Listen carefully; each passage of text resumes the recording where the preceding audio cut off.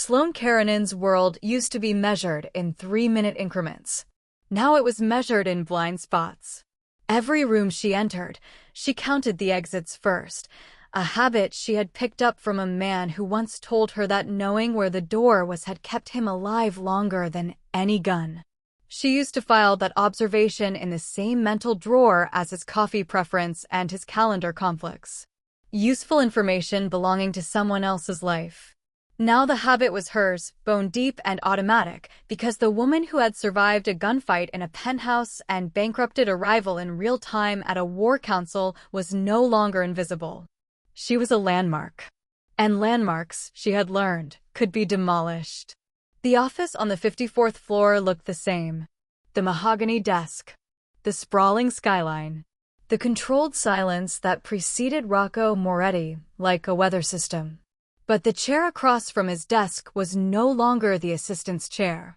It was hers.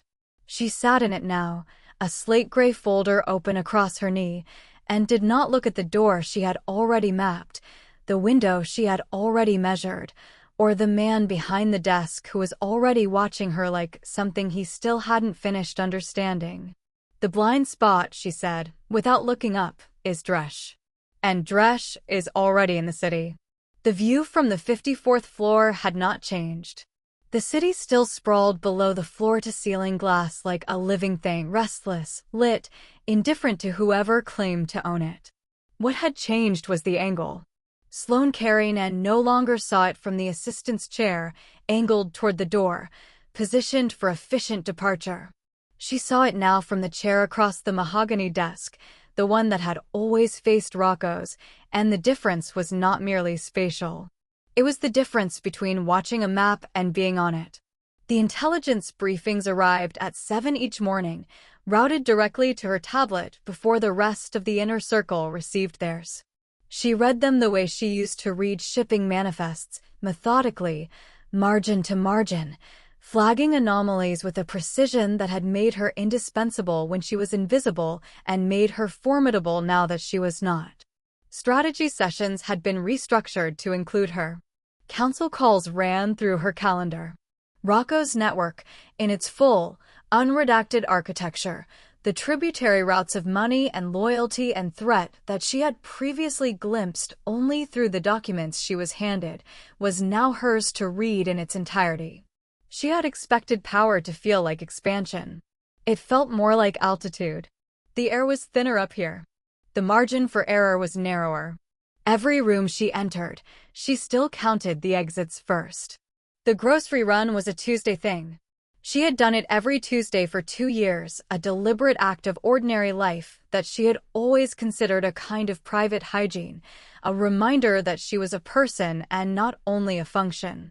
The nearest market was 6 blocks from the building. 12 minutes on foot.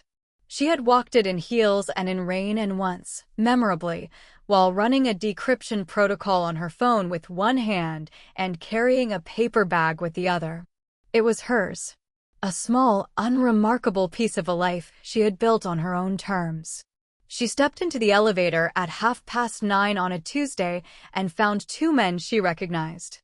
They were Moretti's soldiers, not the outer ring variety, not the muscle stationed at lobby doors and parking structures, but second-tier operatives. Discreet. Capable. The kind deployed when the principal being protected was considered high value. They were dressed as civilians, and they were very good at it, and she would not have clocked them at all if she hadn't spent 2 years cataloging every face in Rocco's organization by name, rank, and known assignment. She stood in the elevator doorway for exactly 3 seconds. They did not speak. Their eyes moved to her in the polished professional way of people pretending they hadn't been waiting. She rode to the lobby in silence. She thanked them for nothing. She walked back through the lobby, took the service corridor to the building's secondary exit, and called Rocco's head of operations from the street, using the access authority she now formally held, and had the details stood down before she reached the market. The message she sent Rocco was 7 words. I was never the one who needed protecting. He did not respond. Not in the hour it took her to shop, walk back, and return to the office. Not in the afternoon, during which she worked through 3 intelligence reviews and a full restructuring of the Eastern shipping corridor that had been bleeding money for 6 weeks through a routing inefficiency so obvious it had the quality of deliberate sabotage. Not by evening, when the city below began its slow turn toward night and the light in the office shifted from the cold white of working hours to the warmer, more ambiguous amber of the hours that belonged to neither of them in any professional sense. Dinner at the mahogany desk had become its own kind of ritual. Not romantic, exactly, or not only that. It was practical in the way that all their intimacy had always been practical, emerging from proximity and necessity and the fact that they were both people who did not stop working simply because the hour had grown late. Food arrived from the kitchen on the lower floor. Files stayed open. Conversation moved between the personal and the operational without clean border, the way it did between 2 people who had stopped pretending there was a meaningful distinction. She noticed the tension in his jaw about 20 minutes in. It was not obvious. With anyone else, she might not have seen it at all, a slight set to the muscle below his cheekbone, a fraction of additional stillness in a man who was already very still, the quality of silence around him slightly denser than usual. She had spent 2 years reading Rocco Moretti in the way she read shipping manifests, looking not for what was declared, but for what was missing. And what was missing tonight was the particular ease that had been building between them over the past weeks, the new ease that had felt like the most fragile and valuable thing she had encountered in recent memory. It was not gone, but it was under pressure. She did not bring up the elevator. He did not bring up her message. They ate in the amber light with the city spread out below them and an argument suspended between them like weather, fully formed and not yet named, the kind that would arrive in its own time and could not be hurried. She understood that the silence was not absence. It was the sound of a man who had spent 11 years building his world on the architecture of control, trying to locate the words for something that did not yet exist in his vocabulary. She understood it because she had been doing the same thing for 2 years. When he finally looked up from his file, his gray eyes found hers across the desk with that precision she had never entirely gotten used to, not a glance, but a lock, full attention settling on her like a physical weight. He held it for a moment. Then he looked back down. She let him. The city hummed 54 floors below, and somewhere in it, a woman named Kaladresh was already moving. But that was tomorrow's problem. Tonight there was only the desk between them, and the argument neither of them had found the nerve to start, and the slow, stubborn, necessary work of learning to be 2 people who trusted each other with the things that actually mattered. Sloane turned a page. Rocco turned a page. The amber light held. The message arrived at 3:47 a.m. on a Thursday, routed through a channel Sloane had not used in 14 months, a legacy address, a ghost line she had established in her first year at Moretti as a private failsafe, known to no one inside the organization. She had kept it alive the way people kept old emergency contacts in their phones, not because they expected to need it, but because the kind of person who created such things in the first place was not the kind of person who deleted them. She was awake when it arrived. She was usually awake at 3:47 a.m. now. The blind spot problem had rearranged her sleep into something more like a series of controlled rest intervals, each one bracketed by a sweep of her perimeter and a check of the overnight intelligence queue. Rocco slept 4 hours at a time and called it sufficient. Sloane was beginning to understand that this was not a personality trait, but a survival adaptation, and that she had apparently adopted it without noticing. The message was 11 words. I know what you are. I was what you are. Meet me, and I'll tell you who built the cage before you moved into it. No signature. No meeting coordinates. No threat. She read it 3 times in the blue light of her tablet, and the thing she noticed, the thing she kept returning to, even after she had closed the application and set the device face down on the nightstand, was the grammar. Not you're a threat, or you're a target, or you're running out of time. The phrasing was almost philosophical. An observation about category. About type. She did not wake Rocco. She told herself this was a tactical decision. The message was unverified, the channel anonymous, the sender's identity as yet unconfirmed. There was nothing actionable to report. She told herself this with the same composed efficiency she brought to everything, and she almost believed it. And she lay in the dark for another hour listening to the city's distant hum before she accepted that she had not woken Rocco because she was not yet ready to watch him try to take this from her. By 6, she had a name. By 8, she had a file. Kala Dresch had not always been Kala Dresch, or rather, she had always been that name and no longer been anything else. What the name had once attached to was harder to locate. Sloane went in through 3 separate intelligence repositories, cross-referencing gaps rather than records, because people who had been deliberately erased did not leave a trail you could follow forward. You followed it backward from the absence. You found the shape of the hole they left and worked out what had filled it. What she found took her most of the morning and left her sitting very still at her private desk, not the one in Rocco's office, but the smaller one in the adjoining room she had claimed for her own parallel work, with the kind of stillness that had nothing to do with calm. Dresch had been an analyst. Legitimate, government-contracted, highly decorated in the quiet internal way of people whose work could not be publicly acknowledged. She had spent 6 years building the intelligence architecture for a task force that was, by every account Sloane could locate, genuinely trying to do something good. Then the man at the top of that task force, a senior official whose name was still redacted in every document Sloane could access, which told her everything about how much power he still held, had made a decision.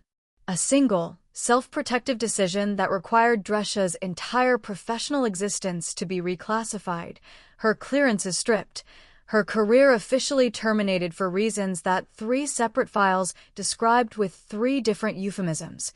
All of which meant the same thing: she knew too much, and he needed her to disappear. She had disappeared. 18 months of nothing.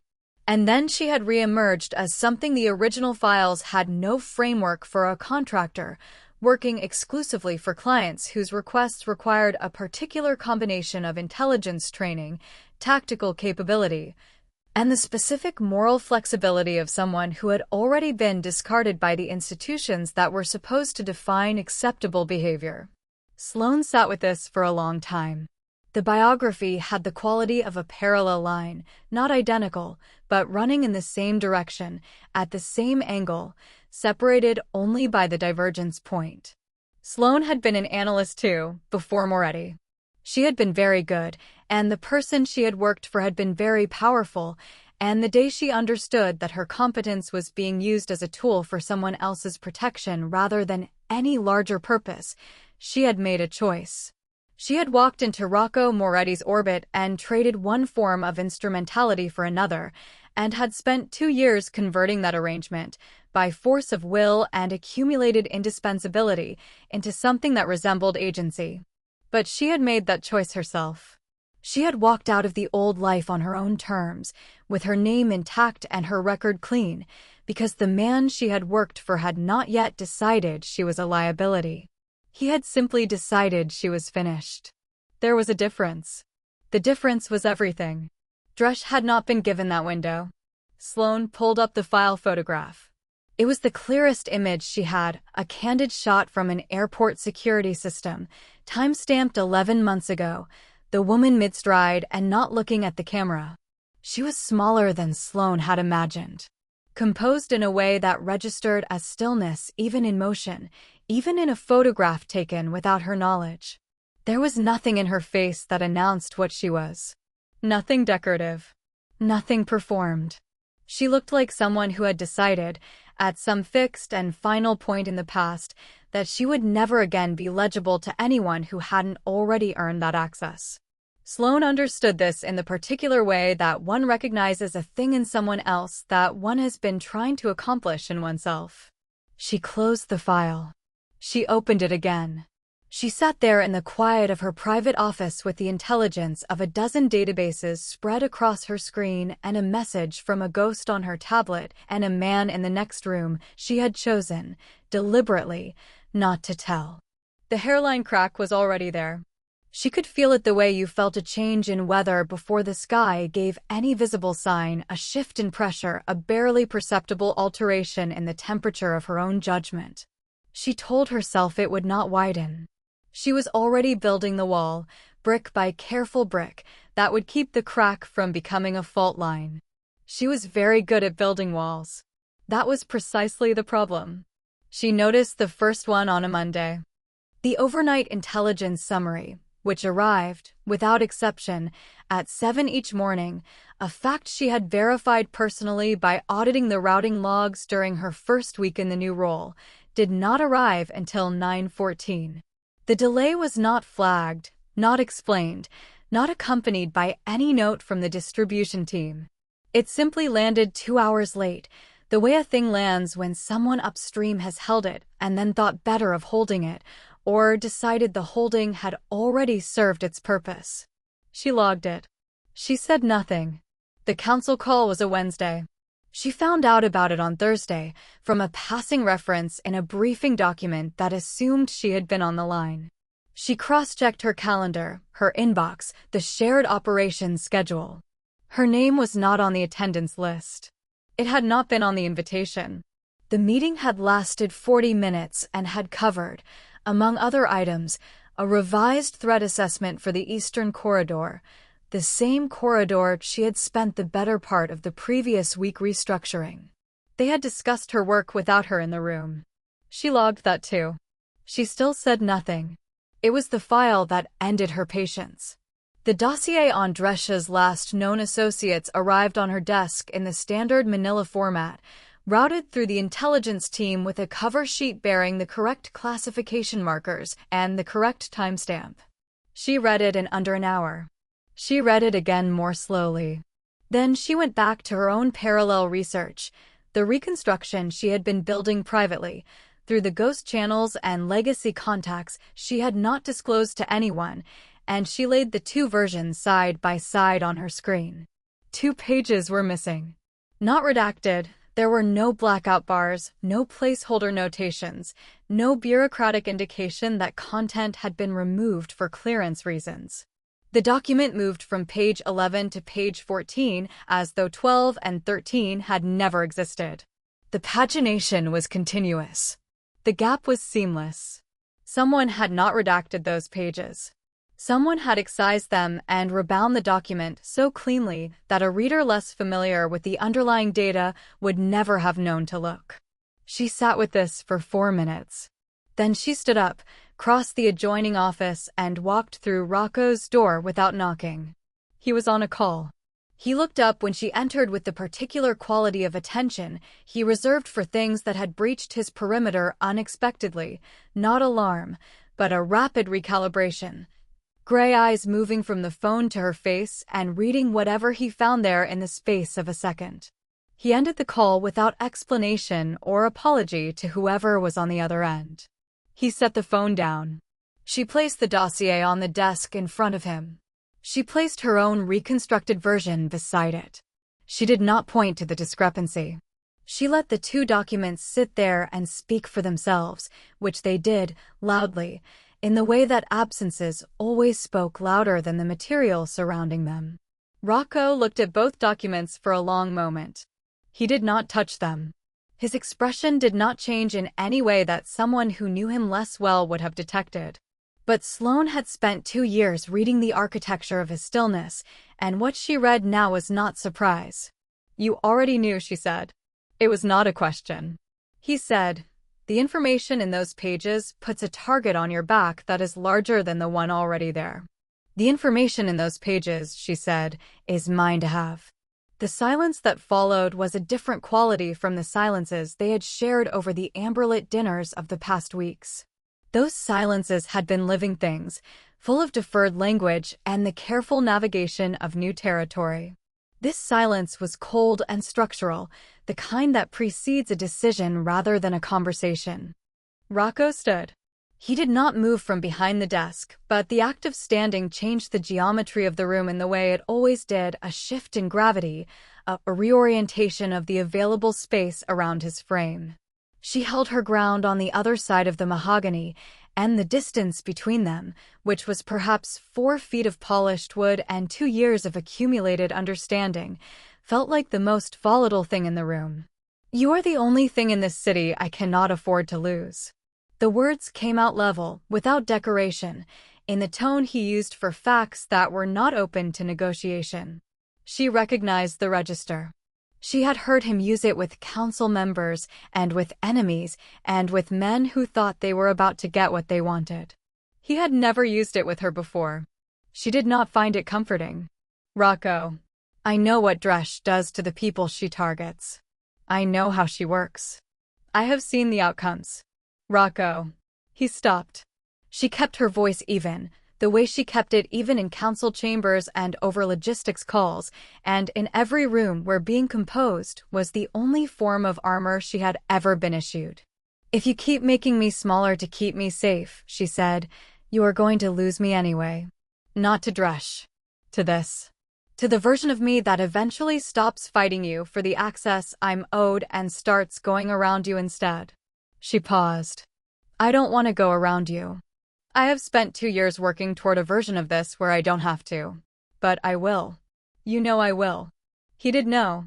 That was visible in the set of his jaw, in the particular tension of a man absorbing something he could not argue with and did not yet know how to accept. He was not a person who had ever been required to hold both things at once, the instinct to protect and the knowledge that protection, applied without consent, was indistinguishable from control. The concepts had always been separate in his architecture. She was asking him to understand that they weren't. He didn't touch her. She didn't leave. They stood on opposite sides of the mahogany desk with the 2 dossiers between them, the official one with its surgical absence, and her private reconstruction with its recovered truth, and neither of them spoke for a long time. What Sloane did not say, because she had not yet decided what to do about it, the 2 missing pages had not been removed by Rocco. The routing metadata, when she had traced it back through the distribution chain that morning, showed the excision happening 3 levels below him, at a node in the intelligence team she had not yet had reason to examine closely. Someone else had edited that file before it ever reached his desk. The traitor was not a ghost. The traitor was still inside the walls, still moving, still deciding what she needed not to know. And she had just spent her confrontation capital on the wrong person. She picked up her dossier from the desk. She left his there. She walked back to her office and closed the door very quietly, which was, for Sloane Carrie-Ann, the loudest thing she knew how to do. When Sloane went quiet, she went very quiet. It was a quality that the people around her had learned to read as a warning sign in the same way people learned to read a drop in barometric pressure, not by any single visible indicator, but by an accumulation of small environmental signals that added up to something you did not want to be standing in the open when it arrived. She stopped offering observations in the morning briefings. She answered questions in complete, accurate, unhelpful sentences that gave nothing beyond what was asked. She moved through the penthouse with the frictionless efficiency of someone who had reconfigured their entire presence into a surface that left no impression. Rocco noticed. He said nothing. The fight in the office had left a residue between them that neither of them had yet found the solvent for, and in its absence they had arrived at a temporary equilibrium that looked, from the outside, like professionalism and felt, from the inside, like 2 people carefully not touching a bruise. She worked the investigation the only way she knew how to work anything she needed kept separate from the organization's official channels, slowly, laterally, through the accumulated favors of a career that had always run on 2 tracks simultaneously. The official track, the one with the title and the clearances and the mahogany desk, and the private one, built long before Moretti. Out of the small precise acts of loyalty and discretion that people remembered long after the circumstances that had produced them were forgotten. She called in 3 of them over the course of 5 days. The first was a former government archivist in the Eastern District who owed her a silence she had kept for 4 years regarding a document that had gone missing from a file that should not have existed. He gave her access to a procurement database that was technically decommissioned and practically very much alive, and in it she found the first thread. A series of payments routed through a shell structure she recognized from the Moretti network's own secondary accounting architecture. Not Vane's money. Moretti money, redirected. Someone with internal access to the organization's financial layer had been funding a parallel operation for the better part of 14 months. 14 months. 8 months before the gala. 6 months before she had worn a crimson dress and stepped out of the shadows and given whoever this was a reason to accelerate their timeline. The second contact was a woman who had once asked Sloane to help her disappear from a city where she had made a powerful enemy, and whom Sloane had routed through 3 different identities and 2 different countries until the enemy lost interest. She was now settled and unremarkable and deeply grateful, and she had spent the intervening years maintaining a peripheral connection to a private intelligence network that traded in the kind of information that had no official home. From her, Sloane got a name attached to the missing payments. Not a full name. An operational designation used internally by the network that had commissioned Drescha's original contract. The designation was one she had seen before, once, in a margin notation on a document that had crossed her desk in her 3rd month at Moretti. She had filed it then as bureaucratic debris. She understood now that it was a signature. She did not yet know whose. She was still working through the 3rd contact, a retired logistics broker who had survived 30 years in the city's underworld by knowing everything and selling nothing, and who was willing to speak to her in exchange for a piece of information she had, and he had been waiting years to confirm, when the security system flagged. It was a Tuesday evening.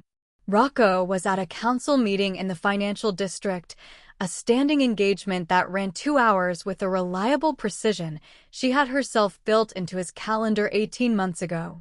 She was alone in the penthouse, working at her private desk with 3 screens open and the archived procurement data spread across them like a map she was only beginning to learn how to read. The security alert was a single pulse, not an alarm, not a breach notification, but the specific low-frequency signal that indicated a probe of the external sensor array. Someone testing the perimeter, checking with professional thoroughness what the system would register and what it would not. It lasted 40 seconds. Then it stopped. She did not move for a long moment. She ran the diagnostic manually, checking every external node against its baseline reading, and found what she expected to find: no entry, no forced point, no evidence of penetration. The system had been touched from the outside with a precision that suggested not an attempt to get in, but an exercise in demonstrating that getting in was possible.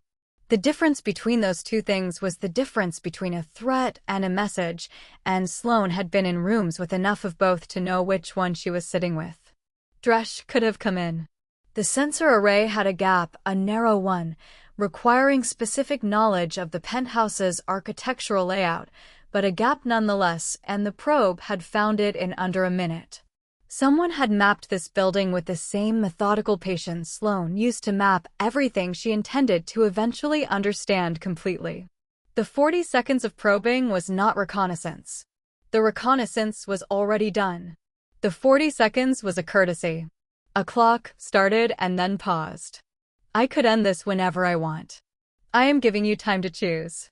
Sloane sat in the silence of the empty penthouse and felt, for the first time in a long time, the specific quality of fear that had nothing to do with inadequacy and everything to do with clarity. She was not afraid because she didn't know what was coming. She was afraid because she did, and because the shape of it was becoming very precise, and because the only person in the building she could have told was 43 blocks away in a council meeting she had put in his calendar herself. She thought about calling him.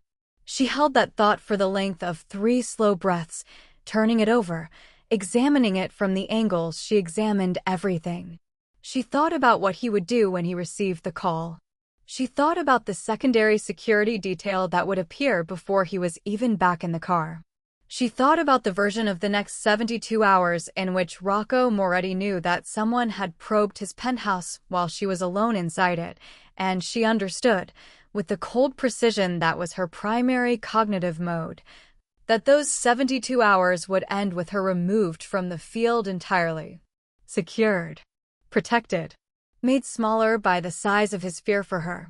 She closed the diagnostic screen. She reopened the procurement database. She went back to work. This was the decision. She would not recognize it as such until much later, when the cost of it had already been paid by people she could not afford to lose. But it was made here, quietly, in the amber light of a room that had just been circled by something patient and precise, while she built the inside wall one more brick higher and told herself it was strategy. It was not strategy. It was the oldest mistake she knew how to make, wearing the most convincing disguise it had ever found. The name arrived the way the worst ones always did, not with a bang, not with the dramatic weight of a revelation, but quietly, slotted into place by the accumulated logic of everything that had come before it.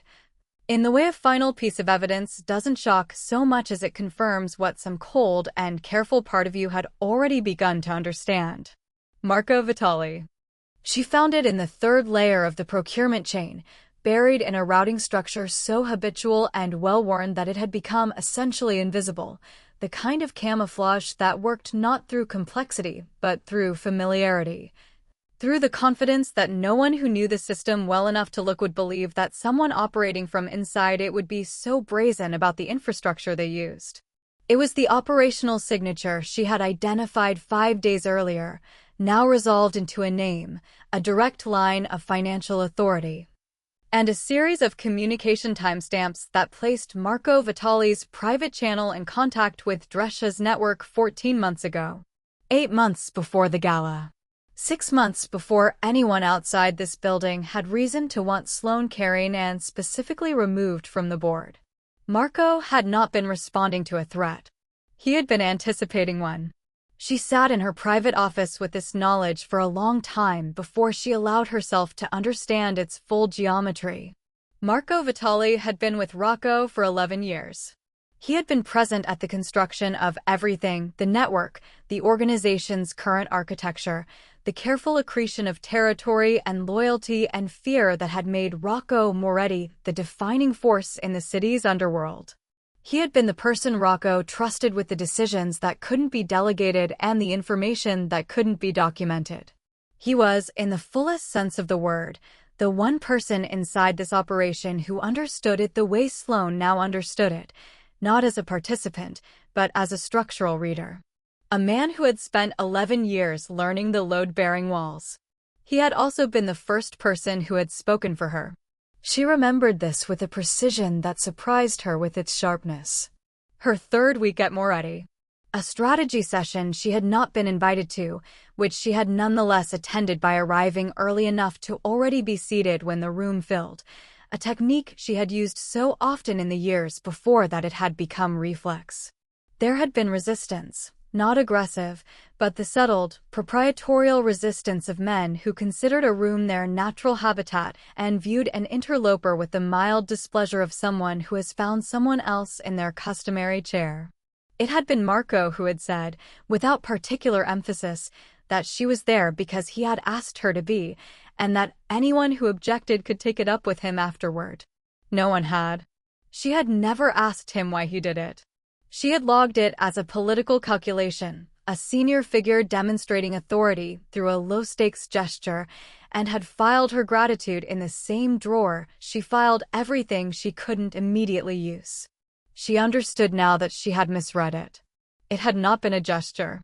It had been an assessment conducted by a man who had spent 11 years learning to identify threats to the operation he had helped build, and who had decided, in that third week, that the most effective way to manage the particular threat she represented was to keep her visible and therefore legible, rather than peripheral and therefore unpredictable. He had vouched for her because he had wanted to watch her.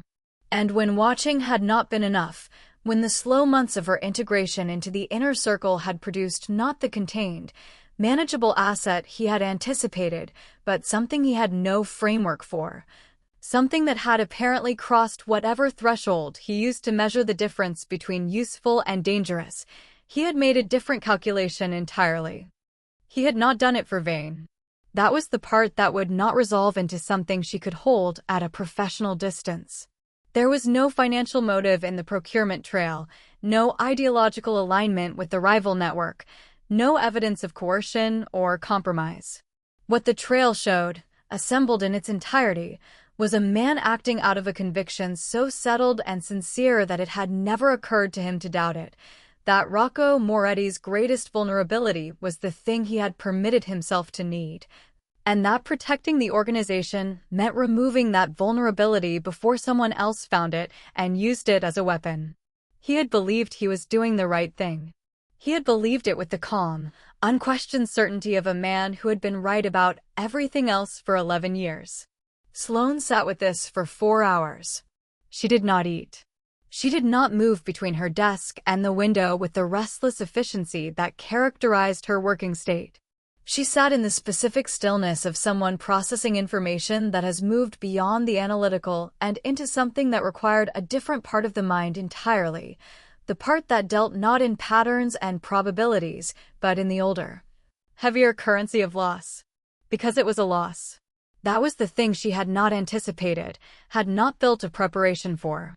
She had spent 2 years cataloging every vulnerability in her position, and had identified precisely none that looked like this, that the person who had first opened the door for her had also, all along, been the person quietly measuring the frame to determine when to close it.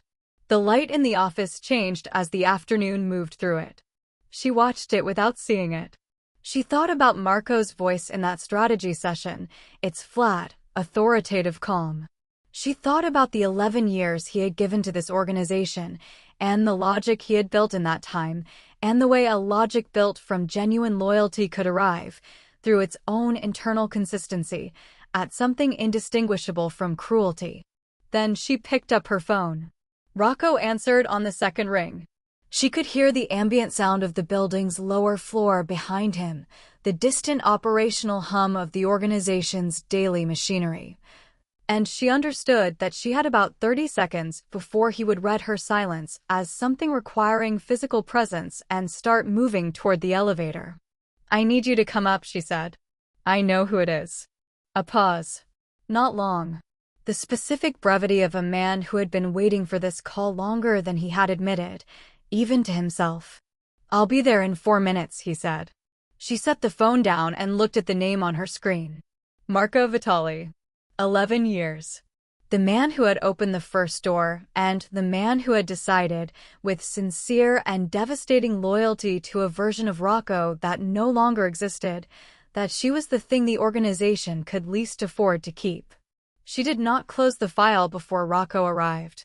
She left it open on the screen, visible from the doorway, because she was done being the only person in this building who carried things alone, and because the first step toward trusting the partnership, she understood this now. In the cold clarity that followed 4 hours of necessary grief, was simply the willingness to let someone else into the room before you had finished deciding what to do about what was in it. She heard the elevator. She did not move. She waited for him to come to her. He looked at the screen for a long time. Sloane had expected many things in the minutes before Rocco arrived. She had run the variables with the automatic efficiency of someone whose mind did not know how to stop preparing for outcomes even in the moments when preparation felt obscene.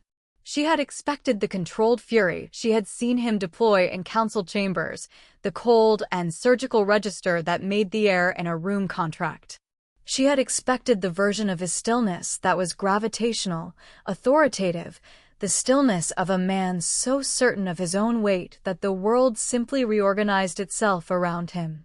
She had even, in the furthest and most honest corner of her preparation, expected the version of him that scared people who had never seen it, the absolute quiet of a decision being made.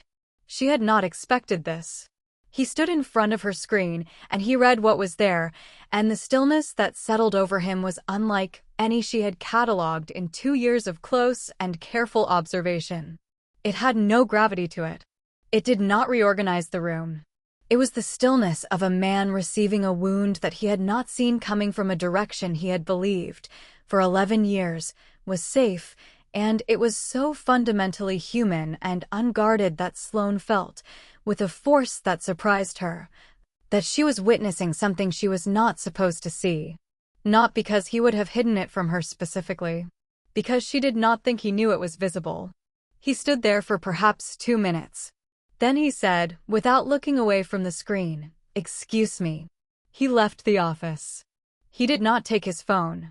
He did not summon anyone. He walked through the penthouse with the measured, even steps of a man managing a very precise internal distance, and she heard the door to the secondary corridor open and close behind him with a quietness that was more controlled than any slam could have been. She waited. She did not follow him. She understood, with the instinct she had developed for reading what Rocco needed before he knew he needed it, that the 20 minutes he had asked for without asking for them were not a courtesy she could revoke. They were load-bearing. She sat at her desk and listened to the building's ambient hum and did not touch the screen she had left open. And when she heard the corridor door again at 19 minutes, she straightened in her chair and arranged her face into something that was not quite professional and not quite personal, but occupied the narrow space between them that had always been, for the two of them, the most honest territory. He came back into the office.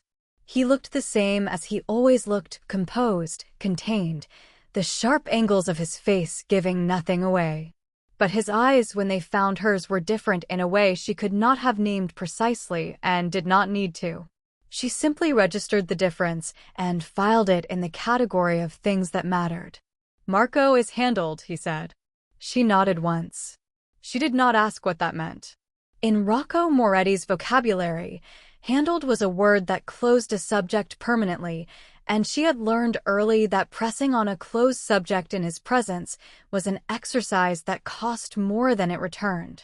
What she noted and did not say was that his voice when he said it carried none of the cold satisfaction that usually accompanied that particular word. It sounded, instead, like a thing he needed to be finished with so that he could get to the thing that mattered more. He did not elaborate. He thanked her for the work she had done, in terms so spare and direct that they landed more heavily than any formal acknowledgement could have.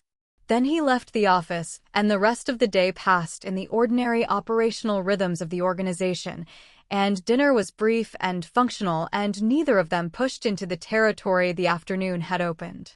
It was past 11 when she heard him in the doorway.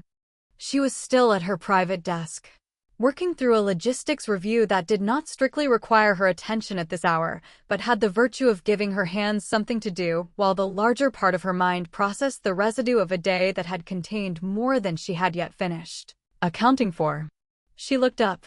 He was standing in the frame of the connecting door with his jacket gone and his sleeves rolled, and the particular quality of presence he had when he was not performing anything, not the authority, not the control.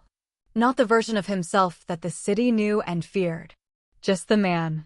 Which was, she had come to understand, the most disarming version of him there was. He did not come into the room. He stood in the doorway as though the threshold required a decision he had not yet fully made. "The files I rerouted," he said. His voice was level and quiet and did not invite interruption. "The security detail. The call you weren't added to. I was doing to you exactly what Marco thought he was doing to me." He paused. Not for effect. For accuracy. Protecting something by controlling it. Sloane set down her pen. She did not speak. She understood that this was not the beginning of a conversation she was supposed to redirect or a problem she was supposed to solve. It was a man delivering a verdict on himself, and the verdict had cost him something, and the correct response was to let it land. "I told myself it was different," he continued. "Because the intent was different. Because I wasn't trying to diminish you. I was trying to keep you alive." Another pause. Marco would have said the same thing about his intent. He would have believed it. The parallel was precise, and he had drawn it himself. She had not had to. That, she thought, was what made this different from an apology. Apologies could be offered without genuine comprehension of the thing being apologized for. And she had received enough of them in her professional life to know the difference between a man who understood what he had done and a man who understood only that he had been caught doing it. Rocco understood. She could see it in the set of his jaw, in the way he was holding himself against the doorframe with the slight, careful tension of someone who has absorbed something and is still deciding whether to let it change them. Then he asked the question that undid her. How do I stop? Not I'm sorry. Not it won't happen again, the standard currency of powerful men making corrections they intended to adhere to through force of will, which was the same mechanism that had produced the behavior in the first place. A question. A genuine one, asked by a man who had spent 11 years being the person everyone else came to for answers. Directed at the one person in his orbit who he had apparently decided was capable of telling him something he did not already know about himself. Sloane sat with it. She turned it over. She went, automatically, to the place in her mind where solutions were housed, the organized and thoroughly stocked architecture of competence she had built over a lifetime of being the most prepared person in any given room. And she found, for the first time in longer than she could remember, that the shelf was empty. She did not have an answer. The realization arrived in two registers simultaneously. The first was the cold discomfort of a person whose identity is structured around readiness, confronting a moment of genuine unpreparedness. The second was something warmer and more difficult to categorize, a loosening, almost physical, as though something she had been holding at tension for a very long time had been quietly, unexpectedly released. She looked at him in the doorway. He looked back at her from across the room, and the question was still in his eyes, patient and unguarded and entirely real. I don't know, she said. 3 words she had not spoken in 2 years. They sat between them in the quiet of the late office like something newly arrived, strange and necessary, and, against all reasonable expectation, not frightening at all. He nodded. He did not look relieved, exactly. He looked like a man who had asked the right question and received the only honest answer it had, and who understood that the honest answer was where the actual work began. He pushed off the doorframe. Get some sleep, he said, and there was nothing in it except what it was, a man who wanted her to rest, asking rather than arranging it. She watched him go. Then she turned back to her desk, and the logistics review she no longer had the focus to complete, and the quiet of the room that had just shifted into something she did not yet have a name for but intended, carefully and without rushing, to find one. The note took her longer to write than anything she had produced in 2 years of professional correspondence. Not because the content was complex. It was 8 words and an address. Hotel Aldine, Financial District, bar level, 4:30 a.m.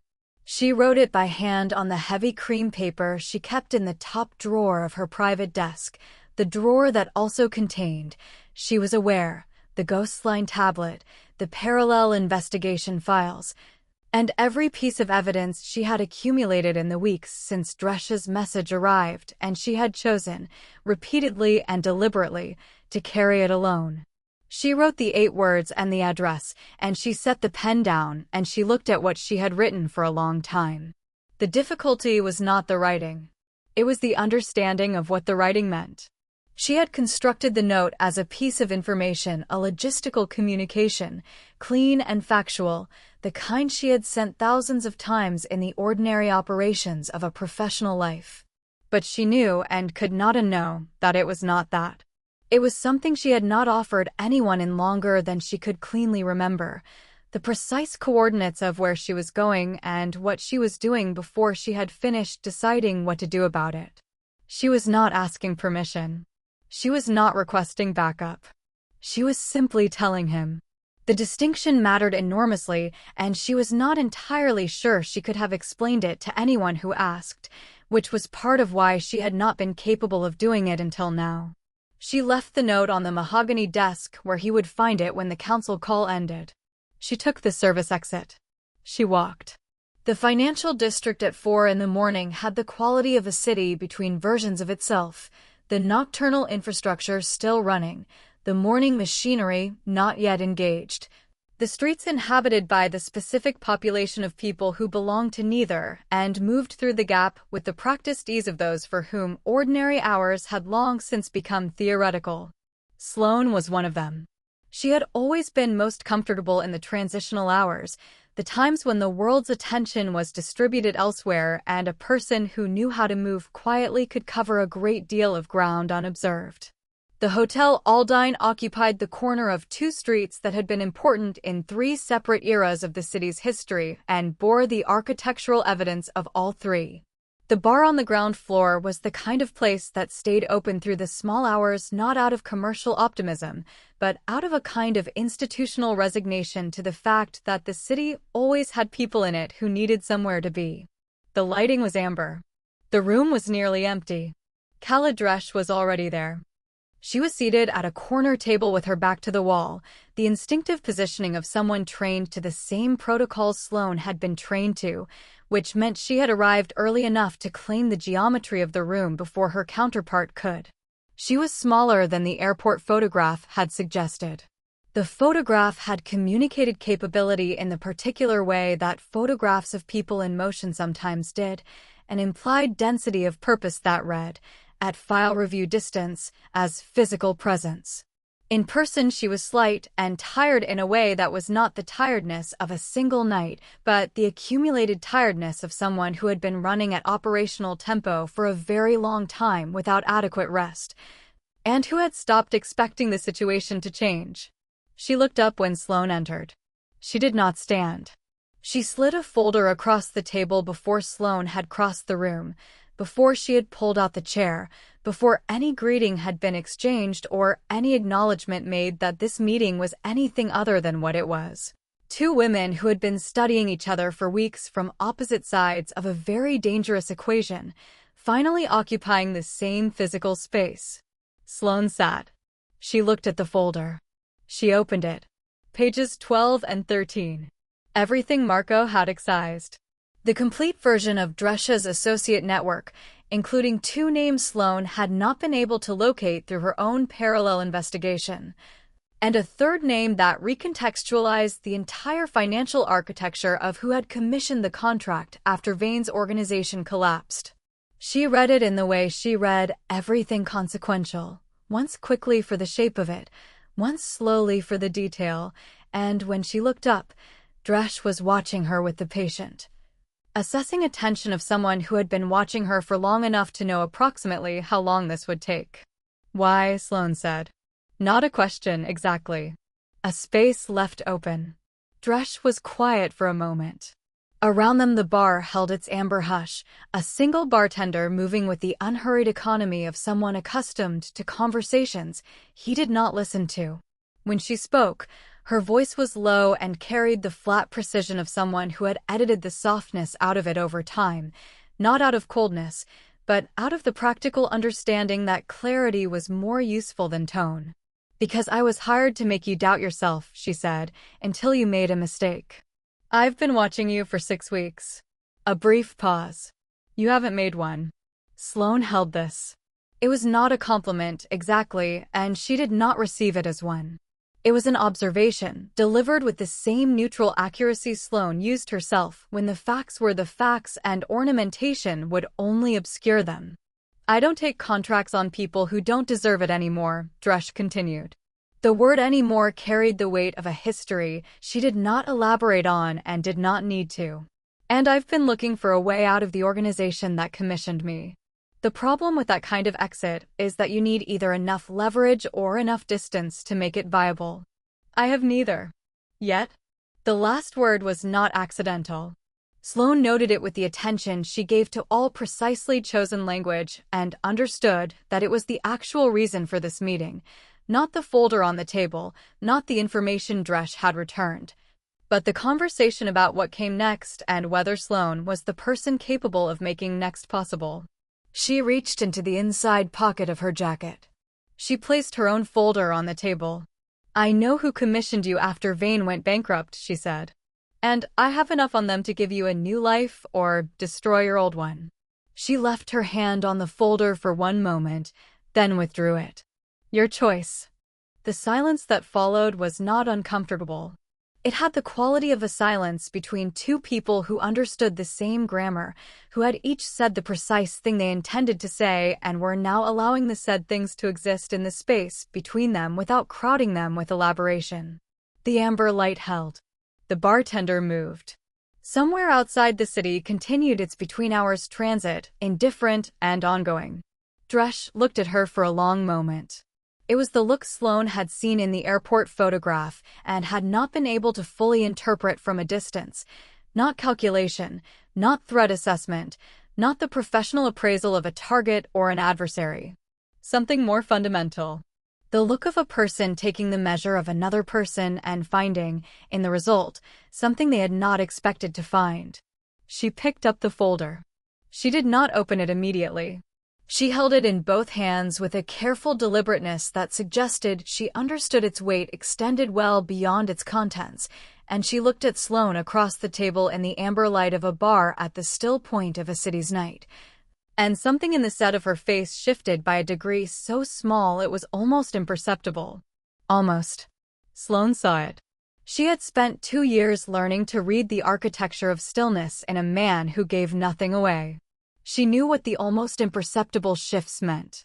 She knew what it looked like when someone decided, for the first time in a long time, to trust the ground beneath them. She knew because she had only recently learned it herself. She had been aware of him before she saw him. It was not a mystical thing. It was a calibration acquired over 2 years of working in close proximity to a person whose presence had a specific atmospheric signature, a shift in the quality of attention in a room, a subtle redistribution of the available tension. The way air moved differently when a certain kind of gravity entered the space.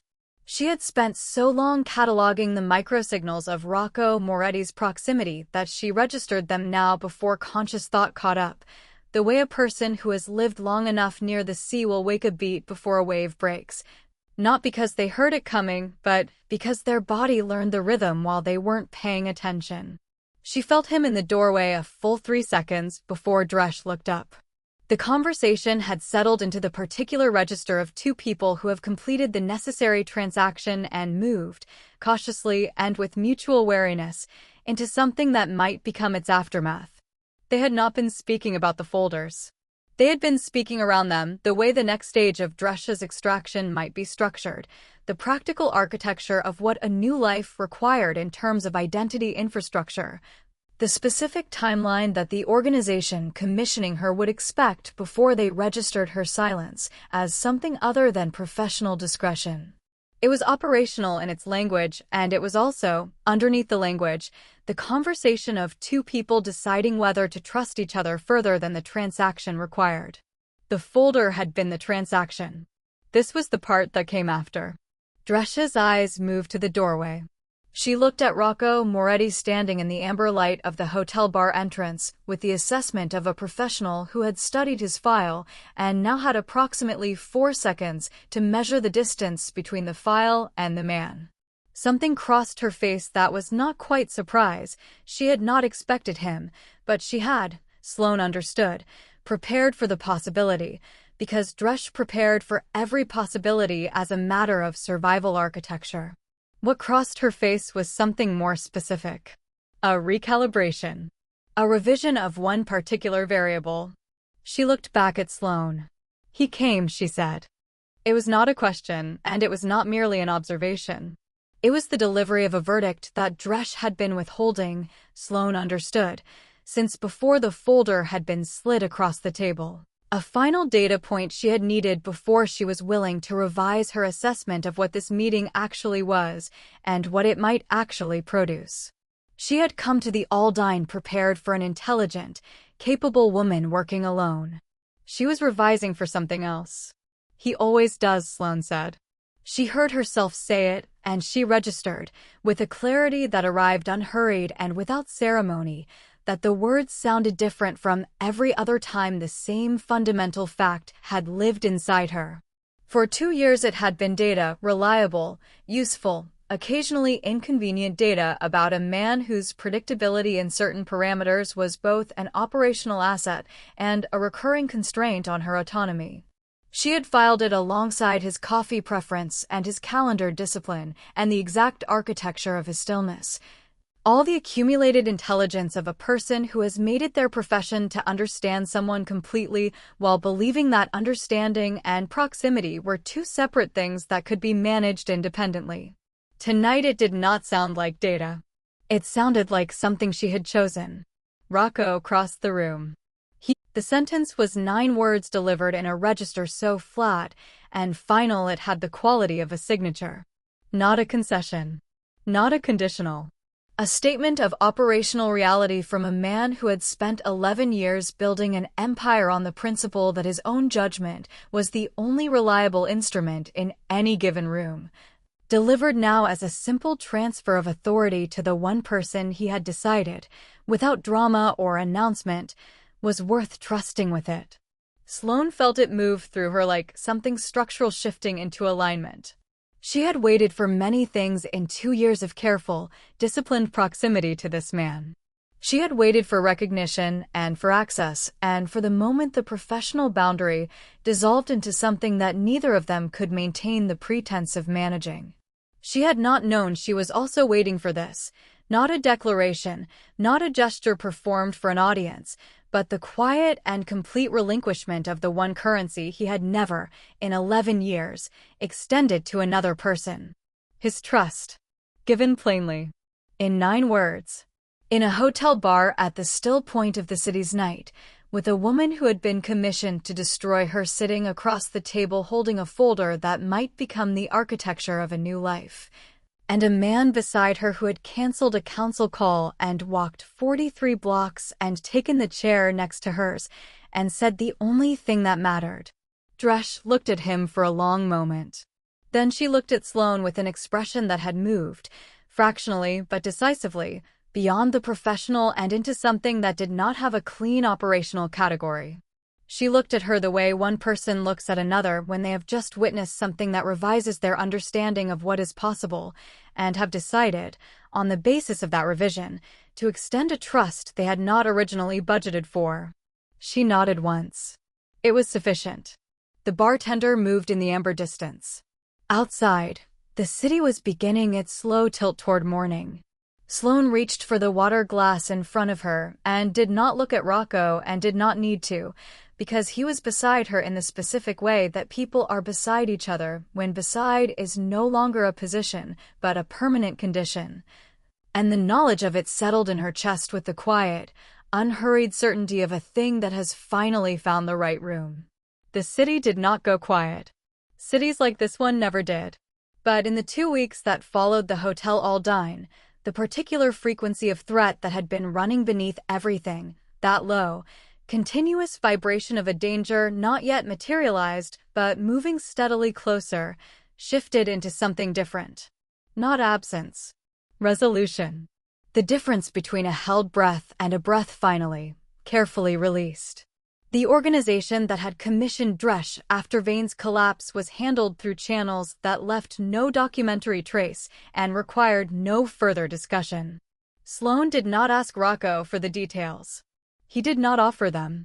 What she knew was that the threat had been addressed with the same quiet finality he applied to everything that required it, and that 3 days after the Aldine meeting she had received, through her private tablet, a brief message from Dresch. 2 words, no signature. It's done. She had filed it in the folder she kept for things that were finished and set the tablet in the drawer and left it there. Dresch herself had not disappeared. That had been the substance of what Sloane had offered her at the Aldine table, not merely the leverage to exit the organization that had employed her, but something more durable. A purpose. A position inside a new structure that did not yet exist, but was already being designed, piece by careful piece. In the adjacent office where Sloane now spent her mornings working through the architectural plans for something the Moretti organization had never had and, she had come to understand, had always needed. An intelligence division that was genuinely independent of the operational hierarchy. Separate budget. Separate chain. Answerable to 2 people and no one else. Dresch had read the proposal in 20 minutes and returned it with 7 amendments, all of them improvements. Sloane had accepted 6 without modification and negotiated the 7th over a working lunch in a restaurant that neither of them would visit twice, at a corner table with their backs to the wall. Speaking in the low and precise register of 2 people who had been conducting serious business in public spaces long enough to do it without visible effort. They had not discussed the Aldine meeting directly. They had not needed to. What had happened there was the foundation. What they were building now was the structure, and structure was a language they both spoke fluently. Rocco rebuilt the inner circle with the same methodical care he brought to anything that required both precision and patience. New people, vetted through the revised protocols Sloane had designed in the aftermath of Marco, a process that was longer and more rigorous than anything the organization had previously used, and that Rocco had adopted without qualification or complaint, which told her more about what Marco's betrayal had cost him than anything he had said in the days following it. Every strategy session, every council call, every room where the decisions that shaped the organization's future were discussed, Sloane was in it. Not as an observer, not as a specialist brought in for specific expertise, but as a principal. Someone whose absence from a meeting rendered the meeting incomplete. The old families watched all of this with the careful, lateral attention of people who understood that something had changed but had not yet developed the vocabulary to describe it. The Moretti operation had always been legible to them in the familiar grammar of the city's underworld. A powerful man, a hierarchy, a set of rules enforced by the weight of accumulated reputation and the credible promise of consequence. What it was now did not fit that grammar cleanly, and things that did not fit the grammar of powerful men made powerful men uneasy in a way that was, Sloane had noted, considerably more useful than fear. It was on a Thursday evening, 3 weeks after the Aldine, that Rocco asked her to stay after the last briefing of the day. The penthouse had emptied in the way it emptied at the end of working hours, gradually, the operational staff cycling out through the elevator, the ambient sounds of the building's machinery settling into the quieter register of the after-hours, until the 54th floor held only the 2 of them, and the city spread out below the floor-to-ceiling glass, lit and restless and entirely indifferent to whatever happened inside the room above it. Sloane closed her tablet. She looked at him across the mahogany desk and waited. He produced a document from the drawer to his left. He placed it on the desk between them. He did not explain it. He simply placed it there and moved the reading lamp slightly so that the light fell clearly across the page and waited for her to read it. She picked it up. It was not long. 2 pages, single-spaced, in the clean legal typeface of a document that had been drafted with care. She read it once for the shape of it and understood immediately what it was not a contract, not an employment agreement. Not any of the formal instruments she had spent 2 years producing and filing and routing through the organization's administrative channels. There were no titles on it. No hierarchy of authority, no subordination clause, no provision for termination or reassignment or any of the other mechanisms through which one person's position in a structure was made contingent on another person's decision. It was from Dresch. For words, no preamble, in the flat and precise register that Sloane had come to understand was her version of urgency. Eastern Network. Something's moving. She looked at Rocco across the mahogany desk. He had seen her face change. He was already reaching for his own phone. The city hums on. It always does. They were ready.